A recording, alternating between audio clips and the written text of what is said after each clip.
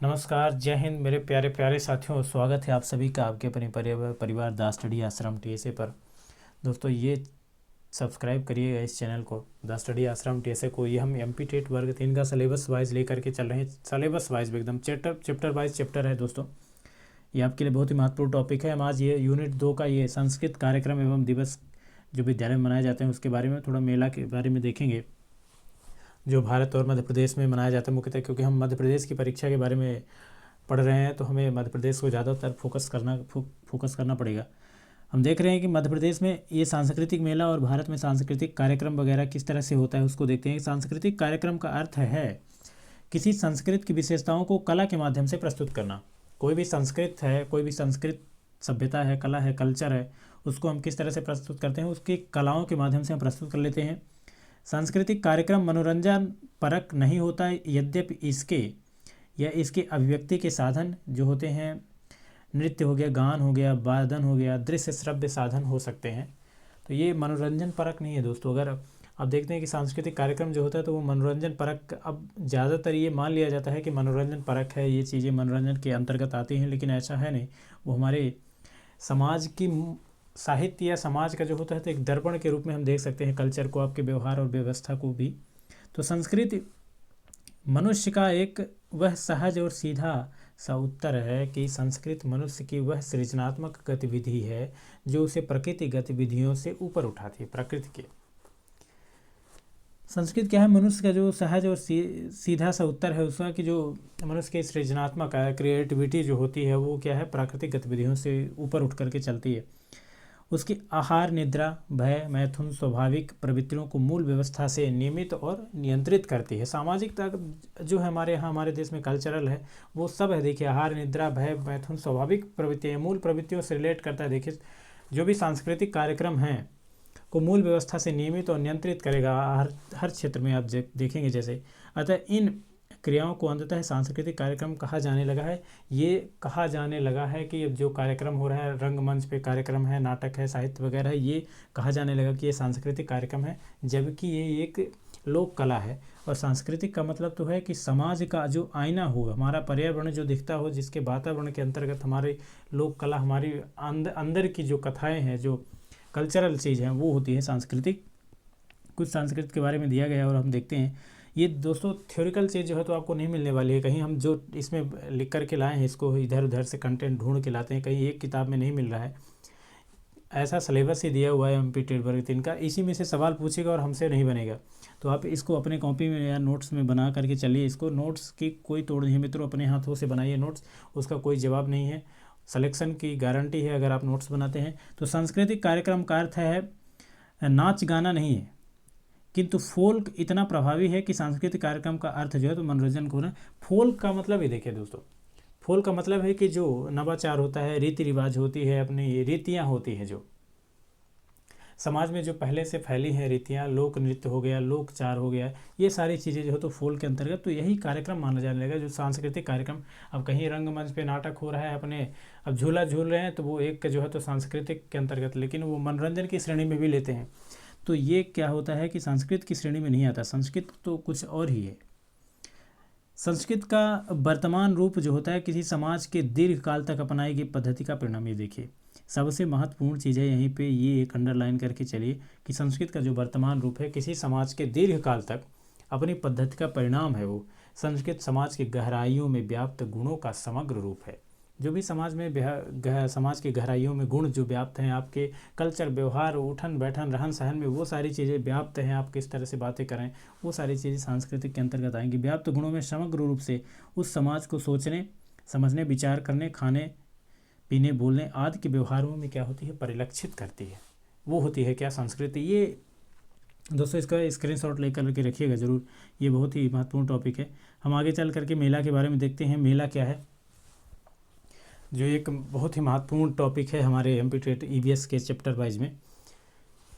मेला क्या है? यह है जब किसी एक स्थान पर बहुत से लोग किसी सामाजिक या धार्मिक, व्यापारिक व अन्य कारणों से इकट्ठा हो जाएं। बहुत सारे लोग स्वाभाविक रूप से है कि इकट्ठे होंगे, धार्मिक हो, व्यापारिक हो, कोई भी माहौल या चल रहा है, कोई भी समय हो, तो ऐसे जब इकट्ठा होते हैं तो वो एक क्या होता है, कोई विशेष स्थान पे, तो वो मेला हो जाता है। मेला कहते हैं। मेलों में भारतीय संस्कृति की झलक पाई जाती है। मेलों में भारतीय संस्कृति की झलक पाई ही जाएगी। किसी विशेष स्थान के लिए तो वो मेला लगता है, तो वहाँ की संस्कृति, वहाँ की सभ्यता। तो मेलों में सामाजिकता, ये दोनों टॉपिक लेने का मतलब मकसद ही है दोस्तों कि सांस्कृतिक और मेला को जोड़ करके हमें देखें। ये आपके लिए आवश्यक है, हमारे लिए आवश्यक है। इसको अवश्य पढ़ें, नोट्स प्रॉपर तरीके से बनाएं। मेलों में सामाजिकता एवं आदि संस्कृत आदि जो होती है, अद्वितीय सम्मेलन है। किसका? सामाजिक, संस्कृत आदि क्या है? अद्वितीय सम्मेलन है ये सब मेलों के लिए। वहीं मध्य प्रदेश में 1400 स्थानों में मेला लगता है। ये महत्वपूर्ण चीज़ है। ये ऐसे पूछ सकता है, डायरेक्ट पूछ सकता है कि मध्य प्रदेश में कितने जगहों में, कितने स्थानों पे मेला लगाया जाता है। मेला जहाँ मतलब 4 लोग इकट्ठे होते हैं सामाजिक या धार्मिक रूप से, कोई भी व्यापारिक रूप से, तो वो क्या होता है? मेला होता है। इतने जहाँ लोग इकट्ठे हुए, तो ऐसे स्थान मध्य प्रदेश में कितना है? 52 या 55। अब तो वर्तमान में ऑफिशियली तो अभी 55 ज़िले नहीं हुए, लेकिन अब घोषणा तो हो चुकी है 55 ज़िला। तो 55 ज़िलों में से 23,922 ग्राम पंचायतों में से, या पंचायतों में 1400 स्थानों में मेले लगते हैं मध्य प्रदेश में। सर्वाधिक मेले जो है तो उज्जैन ज़िले में लगते हैं। कितने? 227। उज्जैन बाबा महाकाल की नगरी, माया नगरी है ये उज्जैन, मध्य प्रदेश का उज्जैन है ये। कहाँ है? इसमें 227 लग रहे हैं इसमें, और वहीं 1400 लग रहे हैं। सबसे कम जो है तो होशंगाबाद ज़िले, 13 ज़िले हैं। सबसे कम कहाँ है? होशंगाबाद ज़िले में 13 है, 13 मेला लगता है। कुछ मेलों के हम नाम देखते हैं, उसमें कुछ महत्वपूर्ण मेले हैं, हम आगे चल करके इनके बारे में थोड़ा डिस्कशन करेंगे। कुंभ मेला है, तो ये देखिए कुंभ मेला ये कहाँ लगता है? कुंभ मेला लग रहा है उज्जैन। तो वहीं उज्जैन की बात करते हैं अगर, तो उज्जैन ये मध्य प्रदेश में है। ये बाबा महाकाल की नगरी, ये कुंभ मेला जो 12 वर्ष में लगता है, ये कहाँ कहाँ लगता है? 4 जगह लगता है।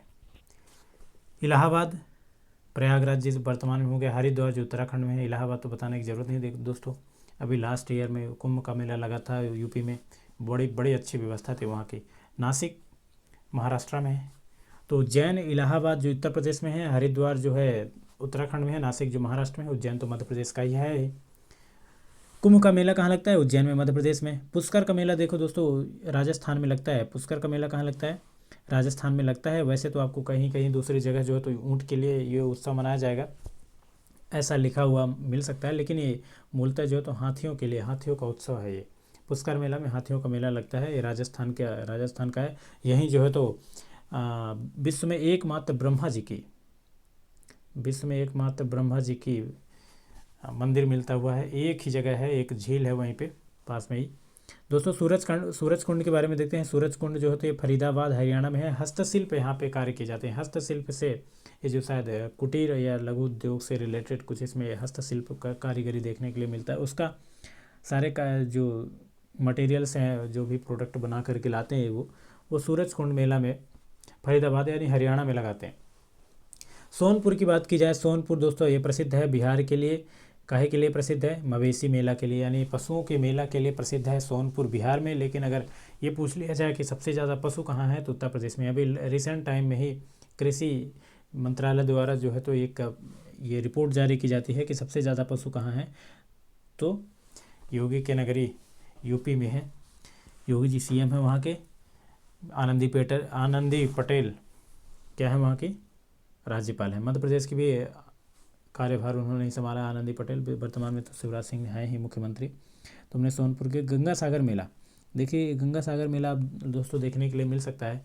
कहाँ है? तो ये पश्चिम बंगाल में है। गंगा सागर द्वीप है ये, तो ये गंगा सागर मेला उसी के नाम से लगता है। कहाँ है? पश्चिम बंगाल में। ऐसे ऐसे आप ध्यान में रखिएगा, ये भारत है तो यहाँ पे बंगाल है, तो ये यहाँ पे मध्य प्रदेश है, तो यहाँ उज्जैन है, और ये बिहार है यहाँ पर। तो ये इस तरह से आप देख सकते हैं कि बिहार में कौन सा सोनपुर का मनाया जाता है मेला है। हिमिस तो आपको राष्ट्रीय उद्यान याद ही होगा दोस्तों कि ये लद्दाख में है। तो आप गोलगंपा से गुम्पा मेला याद कर सकते हैं कि हिमिस गुम्पा मेला जो है तो लद्दाख में हो, तो ठंड के कड़ाके की ठंड, तो हिम पड़ रहा है वहाँ पे। तो इस तरह से आप ध्यान रख सकते हैं कि हिम है। तो हिम कहाँ होता है? तो वो लद्दाख में होता है। अम्बुबाची मेला, अम्बुबाची कहाँ है? अम्बू आ से आ रहा है तो असम में है। ऐसा करके आप रिलेट करिए दोस्तों, आपके माइंड में सेट होना चाहिए, आप जिस तरह से भी करें इसको। ये ऐसा मेला है कि ये हर जगह ये पूछा जा सकता है। असम का बिहू नृत्य जो है तो बहुत प्रसिद्ध है, बार बार पूछा जाता है। तो ये कामाख्या मंदिर है ये, अम्बुबाची। तो आप आ से असम ऐसा करके याद रखिए। नौचंडी मेला जो है तो ये उत्तर प्रदेश मेरठ में है दोस्तों। मेरठ के तो बड़े फेमस कहानी है, आपके कुमार विश्वास जी भी मेरठ के ही हैं वर्तमान, अभी कभी जो हैं मंगल पांडे भी जो तो मेरठ के ही थे। तो नौचंडी मेला कहाँ लग रहा है? मेरठ में लग रहा है। नौचंडी मेला मेरठ में लग रहा है। अम्बुबाची मेला जो है तो असम कामाख्या में लग रहा है। हेमिस जो है तो लद्दाख में लग रहा है। गंगा सागर जो है तो पश्चिम बंगाल के गंगा सागर द्वीप में लग रहा है। चंद्रभागा वहीं पे एक तो झील है, देखिए चंद्रभागा जो है तो एक झील है, और चंद्रभागा माफ़ करिएगा चंद्रभामा है ये दोस्तों, चंद्रभामा झील भी है, और चंद्रभामा मेला भी लगता है कहाँ? राजस्थान में। राजस्थान राजाओं का स्थान है दोस्तों, आप संधि विच्छेद करके देखिएगा। कुछ मध्य प्रदेश के मुख्य मेले हैं जो उनके बारे में देखते हैं। दोस्तों, रीवा का महामृत्युंजय मेला है। महामृत्युंजय एक मंदिर है, उसके बारे में ये इस तरह से कहा जाता है। महामृत्युंजय यानी मृत्यु पर जो विजय प्राप्त कर ले। महामृत्युंजय में ओम त्र्यंबकम यजामहे ऐसे करके आप एक मंत्र है उसका जाप किया जाता है। ये मेला है उसी के नाम से प्रसिद्ध है। वहाँ महामृत्युंजय मंदिर है, उसके आसपास ये लगाया जाता है। जल विहारी देखो दोस्तों, जो एमपी का है ना यही पूछने वाला है एमपी टेट में, और इसको तो याद ही रखना है। मेला जितने भी हैं, आप जितने भी मेले हम बता रहे हैं इसको आप रट लीजिए, सीधे ही अपने नोट्स में बना लीजिए। आप गायत्री मंत्र जैसा सुबह शाम इसको रटिए, और रट करके ये देखिए। आपके एनसीएफ वगैरह कहते होंगे कि रटना मना है, लेकिन रटना ही आप आवश्यक है। देखिए जो आईएएस बन रहे हैं दोस्तों, तो वो 20 पेज डेली रट रहे हैं। वो कहते हैं कि रटना, कह सकते हैं कि वो हमारे स्वभाव के लिए, हमारे लिए उचित नहीं है, लेकिन रटना बहुत आवश्यक है। हमारे एनसीएफ वगैरह कहते हो कि रटना मना है, बच्चों को रटना, लेकिन आप तो रट सकते हैं, आपको रटना होगा।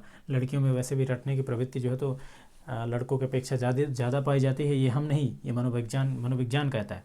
तो शेख रमजान जो है तो ये सागर में है। देखो दोस्तों, रीवा महामृत्युंजय जो है तो रीवा में है। जल विहारी कहाँ है? छतरपुर में है। शेख रमजान कहाँ है? सागर में है। आप ऐसे माइंड में सेट करिए कि ये मध्य प्रदेश है, तो यहाँ से ये ऐसे कर करके ऐसे, तो मध्य प्रदेश में तो ये उज्जैन है, तो यहाँ कुंभ मेला लग रहा है। ये यहाँ छतरपुर है, तो छतरपुर में यहाँ पर जल विहारी लग रहा है। शेख सागर यहाँ पर है, तो शेख रमजान। ऐसे चित्र अपने माइंड में सेट करते रहिए, ऐसे एक किनारे से बढ़िया तरीके से याद हो जाएगा दोस्तों। आप नोट्स बनाइए प्रॉपर तरीके से। हम देख रहे हैं कि शेख रमजान कहाँ है? सागर में। तेजाजी मेला दोस्तों, यहीं पे तेता मेला भी कहेंगे इसको। एक तो तेजाजी मेला है और हीरा भूमि जो है, ये दोनों जो है तो ग्वालियर में ही पाया जाता है, गुना के आसपास।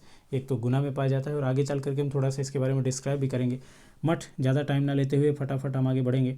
मठ घूगरा ये कहाँ है? सिवनी में। ये वही सिवनी पेंच राष्ट्रीय उद्यान जहाँ पे है, जहाँ पे रुडयार्ड किपलिंग को एक पुस्तक द जंगल बुक लिखने के लिए प्रेरणा मिलती है, वो सिवनी पेंच से ही है। तो संत सिंगा जी ये तो प्रसिद्ध है दोस्तों। यहाँ पे अभी एक विद्युत परियोजना लगी है जहाँ 600 मेगावाट उत्पादन होगा। करंट अफेयर की बात बता दें, मध्य प्रदेश का संत सिंगा जी परियोजना चल रही है वहाँ पे खरगोन में। और ये खरगोन वही है, खरगोन वह बैतूल के पास वाला, जहाँ पे बुरहानपुर, मतलब मध्य प्रदेश का बुरहानपुर यानी दक्षिणी भाग जो होता है तो मध्य प्रदेश का बुरहानपुर है। और इसका जो अक्षांशीय विस्तार वगैरह है तो दोस्तों आप ध्यान रखिएगा, अक्षांशीय विस्तार इसका। आगे चल करके हम देखते हैं दोस्तों कान्हा किसली नहीं, माफ़ करिएगा दोस्तों, ये कान्हा बाबा है जो हरदा में सोंगपुर है। देखिए हरदा में कहाँ है? सोंगपुर में कान्हा बाबा है। संत सिंगा जी तो खरगोन में हो गए। मठ घूगरा जो है तो सिवनी में हो गई। पेंचवाला राष्ट्रीय उद्यान जहाँ पे है। तेजाजी मेला जो है तो ये ग्वालियर में है। अब बाबा साहबुद्दीन कान्हा बाबा तो ये हरदा में है। बाबा साहबुद्दीन ये नीमच में है। देखिए एकदम राजस्थान से जुड़ा हुआ है दोस्तों। नीमच जो है तो ये मंदसौर से अलग करके बनाया गया था ये नीमच को। तो ये बाबा साहबुद्दीन कहाँ है? नीमच में है। कान्हा बाबा कहाँ है? हरदा में है। संत सिंगा जी कहाँ है? खरगोन में है। मठ घूगरा कहाँ है? सिवनी वही पेंचवाला। तेजाजी मेला कहाँ है? हीरा भूमिया कहाँ है? ये सब ग्वालियर गुना के आसपास मिलेंगे दोस्तों। आगे चल करके थोड़ा डिस्क्राइब करके देखते हैं इसको। कुंभ मेला को दोस्तों सिंहस्थ मेला भी कहते हैं। मध्य प्रदेश के उज्जैन में ये मेला लगता है। यह है ग्रहों की स्थिति, यहाँ जो मेला लगता है तो ग्रहों की स्थिति पे, यह ग्रह स्थिति 12 वर्ष बाद आती है, इसलिए जो है तो इसका ज़्यादा महत्व है। बाबा महाकाल की नगरी है जो विकास दुबे वहीं पकड़ा गया था मध्य प्रदेश का, वो माफ़ करिएगा यूपी का है, तो ये मध्य प्रदेश में पकड़ा गया था। और ये सिंहस्थ मेला जो है तो वो सिंहस्थ मेला भी कहते हैं कुंभ मेला। और यूपी में भी लगता है, इलाहाबाद में लगता है, नासिक में लगता है, और ये एक हरिद्वार में और एक मध्य प्रदेश उज्जैन में लगता है। तो ये ग्रहों की स्थिति पे लगता है। देखिए 12 वर्ष के बाद दोस्तों, ये 12 वर्ष के बाद जो है इस तरह की ग्रहों की स्थिति आती है। तो आगे हम देखते हैं रामलीला मैदान। रामलीला मैदान कहाँ है? ग्वालियर जिले के भांडेर में लगभग 100 वर्षों से लगातार मनाया जा रहा है। दोस्तों ये हम जितने भी लिखा रहे हैं ना, जितने भी हमने लिखा है दोस्तों, आप भी इसको बना करके चलिए। यही इन्हीं में से 100% आप श्योर मान के चलिए कि इन्हीं में से कोई ना कोई एक मेला पूछेगा और आपका एक नंबर, एक वीडियो में आपका 1 या 2 नंबर बन रहा है तो बहुत कीमती वीडियो है। देखिए दोस्तों आपके लिए, अगर 1 या नंबर 2 नंबर, 1 नंबर 2 नंबर से पता नहीं कितनी सीट नीचे रैंक चली जा रही है, तो 1-2 नंबर बहुत मायने रखता है। तो रामलीला मैदान के बारे में देखते हैं कि रामलीला मैदान कहाँ है। तो ये ग्वालियर जिले के भांडेर में। ज़्यादा टाइम नहीं लेते हुए आगे बढ़ेंगे। पीर बुधन का मेला। पीर बुधन का मेला ये शिवपुरी के सतारा क्षेत्र में मुस्लिम संत पीर बुधन है। देखिए दोस्तों, मकबरा लगभग 250। ये अगर आपके जैसे भारत के नक्शे में सभी स्टेट का जो आपका नक्शा वाइज आपके चेहरे आँखों में दिखता है उसका कि कहाँ है, कौन सा क्षेत्र कहाँ पे है। महाराष्ट्र पश्चिम में है कि पश्चिम बंगाल जो है तो पूर्वी एरिया में है, पूर्वांचल का, नागालैंड है ऐसा पूर्वांचल का। अगर ऐसे मध्य प्रदेश की भी ज़िले जो हैं तो आप देख लीजिए नक्शा में, और नक्शा अगर आपकी आंखों में दिख रहा है, उनका बनावट दिख रहा है। ये शिवपुरी कहाँ है? तो ये गुना के नीचे यहीं शिवपुरी है। तो शिवपुरी, तो वहाँ पर क्या है? पीर बुधन है। रामलीला कहाँ है? ग्वालियर में है। कुंभ कहाँ है? उज्जैन में। सिर्फ हमें इतना रखना है कि ध्यान रखना है कि ये है कहाँ, और कुछ मोटी मोटी बातें रखेंगे किसके नाम पे मनाया जा रहा है, कहाँ कहाँ कब से मनाया जा रहा है। तो इस तरह से तो रामलीला मेला के बारे में हमने देखा कि ग्वालियर में है। पीर बुधन तो हमने शिवपुरी के सतारा क्षेत्र में देख लिया। मुस्लिम, ये पीर का नाम सुनते ही आपको समझ जाना चाहिए कि पीर का ये मुस्लिम धर्म से है। ये पीर बुधन का है, मकबरा बना है। नागा जी का मेला, ये तो मुरैना के पुरसा में ये लगता है, संत संग नंगा जी की याद में। और ये बता दें कि नागा जी जो हैं तो अकबर के समकालीन थे। अकबर महान शासक जो भारत का, ये 1500 अकबर 1556 में राजा बना था। ये हुमायूं का बेटा है और पौत्र है बाबर का, जो 1526 में आकर के हमला किया था मध्य भारत में। तो ये नागा जी जो है, तो नागा जी का मेला लगता है और ये अकबर के समकालीन थे। मुरैना तो आपको दिख रहा है कि मध्य प्रदेश का सबसे ऊंची ऊपरी हिस्सा है यहाँ पे मध्य प्रदेश का, यहीं पे मुरैना है। श्योपुर है, भिंड है, दतिया है। तो ये नागा जी का मेला कहाँ लग रहा है? मुरैना में। पीर बुधन का कहाँ लग रहा है? ये शिवपुरी में लग रहा है। रामलीला का कहाँ लग रहा है? ये ग्वालियर और गुना, जहाँ से ज्योतिरादित्य सिंधिया जी हैं। तो इस तरह से हम आगे देखें। हीरा भूमिया भी जो मिल गए भाई। तो हीरा भूमिया जो है तो हीरामन बाबा ग्वालियर गुना के हैं। उनके आशीर्वाद से ये बहुत बड़ी, हालांकि आज के लोग इस पर विश्वास स्नान नहीं कर सकते, ये अंधविश्वास की श्रेणी में आ सकता है, लेकिन लोगों की आस्था है, उनके आशीर्वाद से बांझपन दूर हो जाता है। दोस्तों आप हमें बताइएगा, ईवीएस पढ़ रहे हैं तो ये बांझपन कौन से विटामिन की कमी से होता है? विटामिन की कमी से कौन से विटामिन की कमी से ये होता है? दोस्तों अगर हम बता देंगे तो आप तो समझ, आप कमेंट बॉक्स में बताइएगा। हीरा भूमिया जो होते हैं, हीरामन बाबा, ये कहाँ है? ग्वालियर में है। तेजा जी मेला भी, ये भी ग्वालियर के गुना में है, भामबाड़ा में। शरीर के साथ ही जहर उतार देते तेजा जी और हीरा भूमिया। देखिए दोस्तों, हीरा भूमिया कहाँ है? ये भी गुना है, ग्वालियर में ही है। तो ये तो बांझपन दूर कर देते थे। तेजा जी ये भी ग्वालियर गुना के हैं, तो इन्होंने सांप उतार देते, सांप का जहर उतार देते थे। बड़े कमाल के लोग थे वहाँ के दोस्तों। हीरामन भूमिया और तेजा जी की बात हो गई। जागेश्वरी देवी की बात करते हैं तो ये अशोकनगर, और नीचे चले आइए उसी से। ये बाद में ज़िले बने थे दोस्तों, पहले तो ज़िला बहुत कम था मध्य प्रदेश में। कितने ज़िले थे? 43 ज़िले थे। फिर बाद में बढ़ता गया, फिर 61 ज़िले हो गए टोटल। फिर छत्तीसगढ़ अलग हो गया 1 नवंबर 2000 को। फिर तो 16 ज़िला लेकर के अलग हो गया। फिर अपने पास 45 ज़िले बचे। फिर धीरे धीरे बढ़ते गए, अब तो वर्तमान में 55 हो गए। वर्तमान में 55 ज़िले हैं मध्य प्रदेश में। और ये जागेश्वरी देवी जो है तो कहाँ है? जागेश्वरी देवी अशोकनगर से चंदेरी स्थान पर है। अशोकनगर एक ज़िला है, आपको गुना के आसपास ही मिलेगा। ये भोपाल से ऊपर उत्तर दिशा की ओर। तो चंदेरी स्थान पर यह मेला जो है तो हज़ारों सालों से ये लगता आ रहा है। जागेश्वरी देवी का कहाँ है? ये अशोकनगर में। तेता जी का कहाँ लग रहा है? ग्वालियर में लग रहा है। और ऊपर हीरा भूमिया का कहाँ लग रहा है? वो भी जो है तो गुना और ग्वालियर में लग रहा है। महामृत्युंजय का मेला दोस्तों हमने बताया था अभी आपको कि रीवा जिला, रिवाड़ी, जहाँ बघेली बोली जाती है, शुद्ध बघेलखंड के लोग हैं। तो रीवा जिला महामृत्युंजय मंदिर है। यह बसंत पंचमी और शिवरात्रि का मेला लगता है। दोस्तों शिवरात्रि के बारे में तो किसी को बताने की ज़रूरत नहीं है, सब लोग वाकिफ़ हैं पूरे भारत में, जो भी भारतवासी हैं। महामृत्युंजय का मेला कहाँ लगता है? ये सब शिवरात्रि का मेला ये रीवा में लग रहा है। अमरकंटक का शिवरात्रि का मेला, अमरकंटक अनूपपुर ज़िले के, पहले आपको ये देखने के लिए मिलेगा दोस्तों। हो सकता है कि अगर शहडोल लिखा हुआ मिल जाए तो आप उसको भी लगाइएगा। ये शहडोल ज़िले के अमरकंटक नामक स्थान से निकलती है, ऐसा करके हम लोग बचपन में याद किए थे। आज भी जो है तो ये, अब तो ये ज़िला बन गया अनूपपुर ज़िले, तो ये अमरकंटक जो है तो अनूपपुर की ज़िले श्रेणी में आने लगा। नर्मदा सोन घाटी के बीचों बीच जो है तो ये चलता है, सतपुड़ा की पहाड़ियों के बीचों बीच। तो ये अमरकंटक शिवरात्रि मेला कहाँ है? अनूपपुर ज़िले में अमरकंटक। ये लगभग 80 वर्षों शिवरात्रि का मेला लग रहा है। महामृत्युंजय कहाँ लग रहा है? रीवा में लग रहा है। हीरा भूमिया कहाँ लग रहा है? ग्वालियर में लग रहा है। तेजा जी कहाँ लग रहा है? वो सांप उतारने, जहर उतारने के लिए, वो भी ग्वालियर गुना वाले हैं। चंडी देवी का मेला, ये भी प्रसिद्ध है दोस्तों। ये चंडी देवी का मेला है सीधी जिला के घुघरा नामक स्थान से। चंडी देवी सरस्वती का अवतार माना जाता है। वो कहाँ के, वो जो ऐसी कहावत है कि किंवदंती है एक कि बीरबल जी को यही सरस्वती माता जो है तो उनको शक्ति दी थी या वरदान दी थी, उनको वाक्य सिद्धि का वरदान दिया था उन्होंने। चंडी देवी का ही मेला है। तो सीधी जिला के ये घुघरा नामक स्थान पर है। चंडी देवी का सरस्वती अवतार माना जाता है। सरस्वती जो है तो बीरबल जी को वाक्य सिद्धि का वरदान दे दिया था। तो चंडी देवी तो आया, तो सीधी जिला आपको याद ही रहेगा। ये मध्य प्रदेश का एकदम पूर्वांचल एरिया जो सिंगरौली से अलग होकर के बना है। सिंगरौली इससे अलग होकर के बना है। कब बना था दोस्तों? ये बना है 24 तारीख को। महीना तो मुझे भी याद नहीं दोस्तों, 2008 में बना था। कौन सा महीना है? मे भी शायद मई की बात हो रही है। 24 मई, 24 तारीख को बना है, ये आप ध्यान में रखिए, 2008 में। कान्हा बाबा का मेला।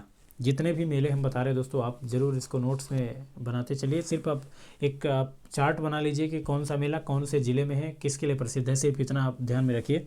तो कान्हा बाबा का मेला जो है कहाँ है? ये हरदा ज़िला में है। हरदा ज़िला में है ये कान्हा बाबा का मेला। उन्हीं की समाधि है। मठ घोघरा, मठ घोघरा की बात करते हैं तो ये सिवनी ज़िले के मैराथन नामक स्थान पर है। शिवरात्रि का 15 दिन मेला चलता है। सिवनी, वही हमने आगे पीछे भी पढ़ चुके हैं। सिवनी में कान्हा बाबा का मेला, ये कहाँ है? हरदा ज़िले में। हरदा ज़िला जो मध्य प्रदेश इंदौर के पास है। मठ घोघरा कहाँ है? ये सिवनी ज़िले में है। सिंगा जी तो हमने, ये दोस्तों ये पश्चिमी निमाड़ है। सिंगा जी का मेला एक, वो हमने अभी सिंगा जी का एक अलग पढ़ा था, ये सिंगा जी का मेला अलग है। तो ये पश्चिमी निमाड़ जो है तो ये कहाँ है? पिपल्या में। 1 सप्ताह के लिए मेला लगता है। सिंगा जी का वो अलग था जो खरगोन में है, ये सिंगा जी एक अलग है। तो पश्चिमी निमाड़ के ये पिपल्या में है। 1 सप्ताह में, अगर आपके ऑप्शन दे दिया कोई भी, आप तो देखते रहिए, दोनों एक साथ तो नहीं देंगे। बरवान का मेला, नरसिंहपुर जिले में सुप्रसिद्ध ब्राह्मण घाट के लिए मकर संक्रांति में 13 दिन के लिए। मकर संक्रांति जो है तो गौ घाट लगता है दोस्तों। सीधी जिला में सोन नदी पर गौ घाट में मेला प्रसिद्ध रूप से लगता है 14 ये मकर संक्रांति पर। तो वैसे ही बरमान का मेला जो है तो नरसिंहपुर जिले में, नरसिंहपुर जिला कहाँ प्रसिद्ध है? ये इसके लिए ब्राह्मण घाट के लिए मकर संक्रांति पर 13 दिन के लिए प्रसिद्ध है दोस्तों। ये 13 दिन के लिए प्रसिद्ध है, ये मेला लगता है दोस्तों। अगर ये आपको वीडियो अच्छा लगता है तो अपने दोस्तों, मित्रों, यारों के साथ, मित्रों के साथ स्पेशली ज़रूर शेयर करेगा। उनको ये बहुत ही कारगर सिद्ध होगा। इतने मेले बता रहे हैं दोस्तों, 1 या 2 नंबर आपको इसमें ज़रूर आना ही आना है। आप विश्वास करिए हमारा। ये हम अपनी नोट्स खुद तैयार करें दोस्तों, अपने लिए पढ़ रहे हैं, हम खुद पढ़ते हैं, दूसरों को भी शेयर करते हैं, अपने मित्रों के साथ भी शेयर करें। आप अपने मित्रों के साथ शेयर करिए। हम कालेहन का मेला देखते हैं। ये बरमान का मेला तो ये ब्राह्मणों के लिए प्रसिद्ध है। बरमान से आप रिलेट करिए ब्राह्मण से। बरमान से ब्राह्मण ये नरसिंहपुर जिले में है। कलेहन का मेला ये पन्ना में पबाई नामक स्थान है, जहाँ पे पन्ना में दोस्तों एक म्यूजियम खोला जा रहा है, एक संग्रहालय, माफ़ करें, पन्ना में नहीं है, वो छतरपुर में है, जो हीरे के खनन के लिए की जाएगा। एक लंदन की कंपनी है टिंटो करके, वो हीरो की जांच पड़ताल करेगी और वहीं से हीरो की नीलामी भी होगी हीरो के लिए, और हीरो का कारोबार होगा वहाँ पे। एक नया बनाया जा रहा है वहीं पन्ना के आसपास। तो जहाँ, और मध्य प्रदेश में तो पन्ना हीरे की खान है ही। तो कालेहन का मेला जो है तो ये कहाँ लगता है? पन्ना में हवाई नामक स्थान पर माँ कालेही का मेला लगता है दोस्तों। चैनल को सब्सक्राइब करिएगा। आज यहीं तक रहेगा। एमपी टेट का ये सिलेबस वाइज हम लेकर के चल रहे हैं। आप देखिएगा, इस वीडियो को अंत तक देखिए और प्रॉपर तरीके से नोट्स बनाते रहिए दोस्तों। आज यहीं तक रहेगा। Till then take care, love you, bye bye. मैं आपका दोस्त और होस्ट आपके साथ हमेशा बना रहूँगा। Bye bye, have a nice day.